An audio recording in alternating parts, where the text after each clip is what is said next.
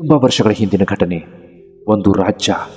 ಆ ರಾಜ್ಯದಲ್ಲಿ ಒಬ್ಬ ಅದ್ಭುತವಾದ ರಾಜ, ತುಂಬಾನೇ ಸೈನಿಕರು, ತುಂಬಾನೇ ಅದ್ಭುತವಾದ ಜೀವನ, ಕೈಗೊಂದು ಕಾಳು, ಆಳು ಬಾಳು, ಆಸ್ತಿ ಪಾಸ್ತಿ, ಸಂಪತ್ತು, ಅನೇಕ ಯುದ್ಧಗಳನ್ನು ಗೆದ್ದ ಅನುಭವ, ಇದೆಲ್ಲವನ್ನ ಸೇರಿಸಿ ಆ ರಾಜ ತುಂಬಾನೇ ಅದ್ಭುತವಾಗಿ ಬದುಕ್ತಾ ಇದ್ದ. ಆ ರಾಜನ ಆಸ್ಥಾನದಲ್ಲಿ ಎಷ್ಟೋ ಜನ ಮಂತ್ರಿಗಳು, ಸೈನಿಕರು ವಾಸವಾಗಿದ್ದರು. ಅದೊಂದು ಪುಟ್ಟ ಊರು. ವಿಶೇಷ ಅಂದರೆ ಆ ಊರಿನ ಬಗ್ಗೆ ಆ ರಾಜನಿಗೆ ತುಂಬಾನೇ ಆಸಕ್ತಿ ಮತ್ತು ಗೌರವ. ಯಾಕಂದರೆ ಆ ಊರಿನ ಪರಿಸರ, ಆ ಊರಿನ ನೈಸರ್ಗಿಕ ವಾತಾವರಣ ಆ ರಾಜನಿಗೆ ತುಂಬಾನೇ ಇಷ್ಟ ಆಗಿತ್ತು. ರಾಜನ ಆಸ್ಥಾನದಲ್ಲಿ ಒಬ್ಬ ಜ್ಯೋತಿಷಿ ಇರ್ತಾರೆ. ಆ ಜ್ಯೋತಿಷಿ ತುಂಬಾನೇ ವಿಶಿಷ್ಟವಾಗಿರ್ತಾರೆ. ರಾಜನಿಗೆ ಯಾವುದೇ ಸಮಸ್ಯೆಗಳು ಬಂದರೂ ಆ ಪಂಡಿತರು ಅವರ ಆಸೆ ಮತ್ತು ಅವರ ಆತಂಕಗಳನ್ನು ದೂರ ಮಾಡ್ತಾ ಇದ್ರು. ಅವ್ರಿಗೆ ಯಾವುದೇ ತೊಂದರೆಗಳಿರಲಿ, ಸಮಸ್ಯೆಗಳಿರಲಿ, ಅಷ್ಟೇ ಅಲ್ಲ, ಆ ಊರಿನ ಯಾವುದೇ ನಾಗರಿಕರಿಗೆ ಎಷ್ಟೇ ಸಮಸ್ಯೆಗಳು ಬಂದರೂ ಎಲ್ಲ ತರಹದ ಸಮಸ್ಯೆಗಳನ್ನು ಅವರು ಬಹುಬೇಗನೆ ನಿವಾರಿಸ್ತಾ ಇದ್ರು. ಅಷ್ಟರ ಮಟ್ಟಿಗೆ ದೊಡ್ಡ ಹೆಸರು ಆ ಪಂಡಿತರದ್ದಾಗಿತ್ತು ಆ ರಾಜ್ಯದಲ್ಲಿ. ಒಂದು ದಿನ ಆ ರಾಜ್ಯದಲ್ಲಿ ಒಂದು ದೊಡ್ಡ ಸಂಭ್ರಮದ ವಾತಾವರಣವಿತ್ತು. ರಾಜ ಆ ಊರಿನ ಎಲ್ಲ ಗಣ್ಯಮಾನ್ಯರಿಗೆ, ನಾಗರಿಕರಿಗೆ, ಎಲ್ಲ ಮಂತ್ರಿಗಳಿಗೆ, ಸೈನಿಕರಿಗೆ ಊಟದ ವ್ಯವಸ್ಥೆಯನ್ನು ಕೂಡ ಮಾಡಿದ್ದ. ರಾಜ ತುಂಬಾನೇ ಸಂತಸದಿಂದ, ಸಡಗರದಿಂದ ಕುಣಿದು ಕುಪ್ಪಳಲಾರಂಭಿಸಿದ್ದ. ಸಡಗರದ ಸಂಭ್ರಮದ ವಾತಾವರಣದಲ್ಲಿ ಆ ಪಂಡಿತರು ಕೂಡ ಭಾಗಿಯಾಗಿರ್ತಾರೆ.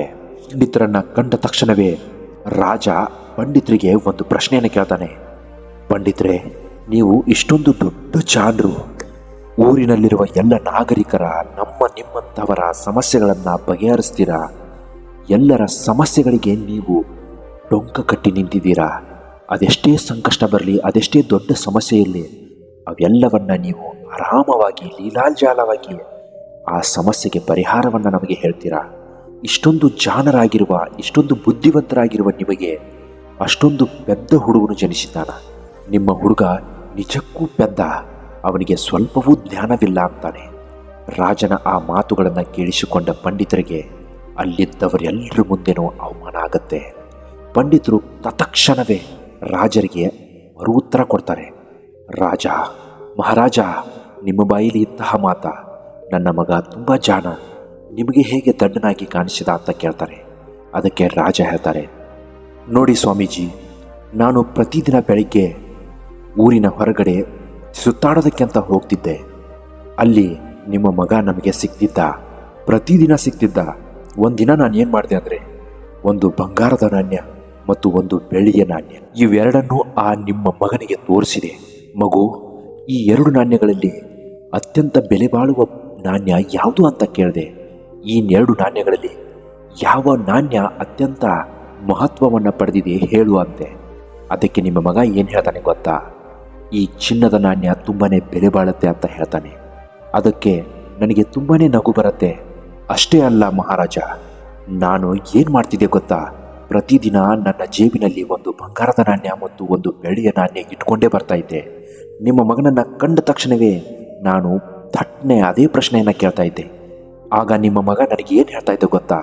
ಈ ಎರಡರಲ್ಲಿ ಯಾವುದು ಮೌಲ್ಯವಾದದ್ದು ಅಂತ ನಾನು ನಿಮಗೆ ಹೇಳಿದರೆ ನನಗೆ ಆ ನಾಣ್ಯವನ್ನು ಕೊಡ್ತೀರಾ ಅಂತ ಕೇಳ್ತಾನೆ. ಅದಕ್ಕೆ ನಾನು, ಓ ಆಯಿತು, ನೀನು ಇದರಲ್ಲಿ ಯಾವುದು ಅತಿ ಮೌಲ್ಯವಾದದ್ದು ಅಂತ ಹೇಳಿದ್ರೆ ಆ ನಾಣ್ಯ ನಾನು ನಿನಗೆ ಕೊಡ್ತೀನಿ ಅಂತ ಹೇಳ್ತಾ ಇದ್ದೆ. ಅದರಂತೆ ಅವನು ಪ್ರತಿದಿನ ಬೆಳ್ಳಿ ನಾಣ್ಯವೇ ಅತಿ ಮೌಲ್ಯವಾದದ್ದು ಅಂತ ಹೇಳ್ತಾ ಇದ್ದ. ಆದರೆ ನನಗೆ ತುಂಬಾ ನಗು ಬರ್ತಾ ಇತ್ತು. ಯಾಕೆ ಗೊತ್ತಾ?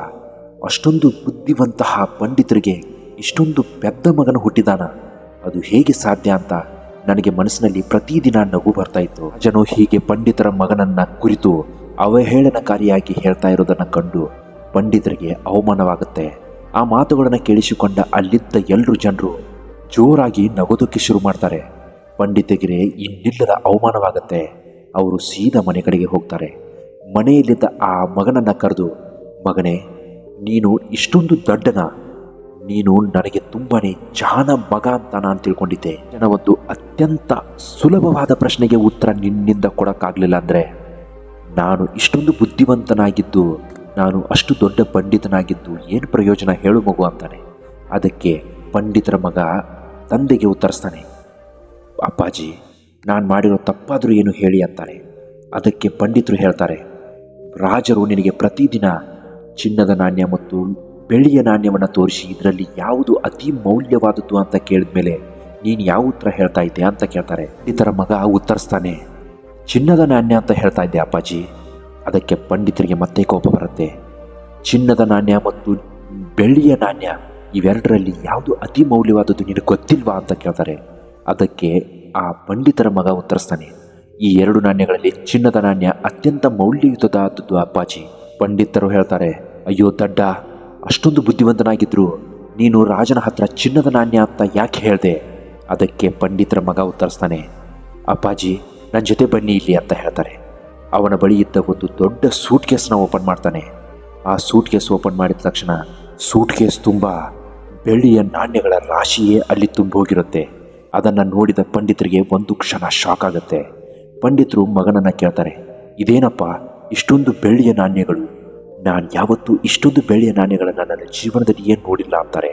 ಅದಕ್ಕೆ ಪಂಡಿತರ ಮಗ ಉತ್ತರಿಸ್ತಾನೆ, ನೋಡಿ ಅಪ್ಪಾಜಿ, ನಾನು ಆವತ್ತು ಒಂದು ವೇಳೆ ಆ ಒಂದು ಚಿಕ್ಕ ಚಿನ್ನದ ನಾಣ್ಯಕ್ಕೋಸ್ಕರ ಆ ಚಿನ್ನದ ನಾಣ್ಯವೇ ಶ್ರೇಷ್ಠ ಅಂತ ಹೇಳಿದರೆ ಇವತ್ತು ನನಗೆ ಇಷ್ಟೊಂದು ಬೆಲೆ ಬಾಳುವ ದೊಡ್ಡ ದೊಡ್ಡ ಬೆಳ್ಳಿಯ ನಾಣ್ಯಗಳು ಸಿಗ್ತಾ ಇದ್ವಾ?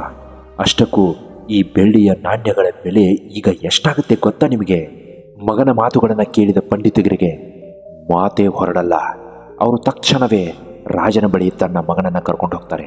ಯಾಕಂದರೆ ಅಷ್ಟೊಂದು ಜನರ ಮುಂದೆ ಪಂಡಿತರಿಗೆ ಅವಮಾನ ಆಗಿರುತ್ತೆ. ಆ ಅವಮಾನವನ್ನು ಸರಿಪಡಿಸೋದಕ್ಕೋಸ್ಕರ ರಾಜನ ಬಳಿ ತನ್ನ ಮಗನನ್ನು ಕರ್ಕೊಂಡು ಹೋಗ್ತಾರೆ ಪಂಡಿತರು. ರಾಜನ ಬಳಿ ಪಂಡಿತನ ಮಗ ನಡೆದ ವಿಷಯವನ್ನು ಹೇಳ್ತಾನೆ.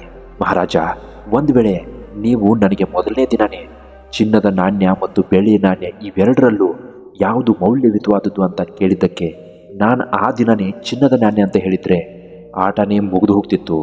ನೀವು ಮಾರನೇ ದಿನ ನನಗೆ ಆ ಪ್ರಶ್ನೆನೇ ಕೇಳ್ತಾ ಇರಲಿಲ್ಲ. ಯಾಕಂದರೆ ನಿಜ ಏನು ಅಂತ ನನಗೂ ಗೊತ್ತು, ನಿಮಗೂ ಗೊತ್ತು. ಹಾಗೊಂದು ವೇಳೆ ನಾನು ಚಿನ್ನದ ನಾಣ್ಯವೇ ಅತ್ಯಂತ ಶ್ರೇಷ್ಠವಾದದ್ದು ಅಂತ ಹೇಳಿದ್ದೆ ಆದಲ್ಲಿ ನೀವು ನನಗೆ ಮಾರನೇ ದಿನ ಆ ನಾಣ್ಯಗಳನ್ನೇ ತೋರಿಸ್ತಾ ಇರಲಿಲ್ಲ ಅಲ್ವಾ? ಅದಕ್ಕೋಸ್ಕರ ನಾನು ವಿಚಿತ್ರವಾಗಿ ಉತ್ತರ ಕೊಟ್ಟೆ.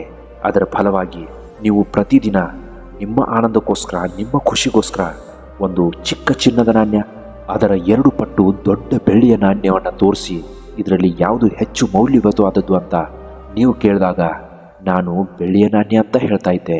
ನಿಮಗಾಗ ಖುಷಿ ಆಗ್ತಾ ಇತ್ತು. ಆದರೆ ನಾನು ಆ ಹತ್ರ ಬೆಳ್ಳಿಯ ನಾಣ್ಯಗಳ ರಾಶಿಯೇ ಜಮಾವಣೆ ಆಯಿತು ಅಂತ ಹೇಳ್ತಾನೆ. ಸ್ನೇಹಿತರೆ, ಕತೆ ತುಂಬ ಚಿಕ್ಕದಾದರೂ ತುಂಬ ಹಾಸ್ಯಭರಿತವಾದರೂ ಒಂದು ಒಳ್ಳೆಯ ಅದ್ಭುತವಾದ ಸಂದೇಶವನ್ನು ಕೊಟ್ಟು ಹೋಗುತ್ತೆ. ನಿಮ್ಮ ಬಗ್ಗೆ ಏನೇ ಆದರೂ, ನಿಮ್ಮ ಬಗ್ಗೆ ಯಾರು ಏನೇ ಕೆಟ್ಟ ಮಾತನಾಡಿದ್ರು ಯಾರ ಬಗ್ಗೆನೂ ನೀವು ತಲೆ ಕೆಡಿಸ್ಕೋಬೇಡಿ. ನಿಮ್ಮ ತಾಕತ್ತೇನು, ನಿಮ್ಮ ಶಕ್ತಿ ಏನು ಅಂತ ಸಮಯ ಬಂದಾಗ ಮಾತ್ರ ಅದನ್ನು ಉಪಯೋಗಿಸಿ. ನಿಮ್ಮ ಸಮಯ ಬಂದಾಗ ಅದನ್ನು ಸಾಬೀತುಪಡಿಸಿ. ಯಾರು ನಿಮ್ಮ ಬಗ್ಗೆ ಏನು ಬೇಕಾದರೂ ಅನ್ನಲಿ, ಆದರೆ ನಿಮ್ಮ ಜೀವನ ನಿಮಗೆ ಅನ್ನೋದನ್ನು ಮರಿಬೇಡಿ. ಸಮಯ ಬಂದಾಗ ನಿಮ್ಮ ಶಕ್ತಿ, ನಿಮ್ಮ ಸಾಮರ್ಥ್ಯ ಏನು ಅಂತ ನೀವು ಸರಿಯಾಗಿ ತೋರಿಸ್ಕೊಡಿ. ಇಂತಹ ಮತ್ತಷ್ಟು ಮೋಟಿವೇಶ್ನಲ್ ವಿಡಿಯೋಗಳಿಗೋಸ್ಕರ ನಮ್ಮ ಚಾನಲ್ನ ಸಬ್ಸ್ಕ್ರೈಬ್ ಮಾಡ್ಕೊಳ್ಳೋದನ್ನು ಮಾತ್ರ ಮರಿಬೇಡಿ. ಮುಂದಿನ ವಿಡಿಯೋದೊಂದಿಗೆ ಮತ್ತೆ ಭೇಟಿಯಾಗ್ತೀವಿ. ನಮಸ್ಕಾರ, ಎಲ್ರಿಗೂ ಒಳ್ಳೆಯದಾಗಲಿ.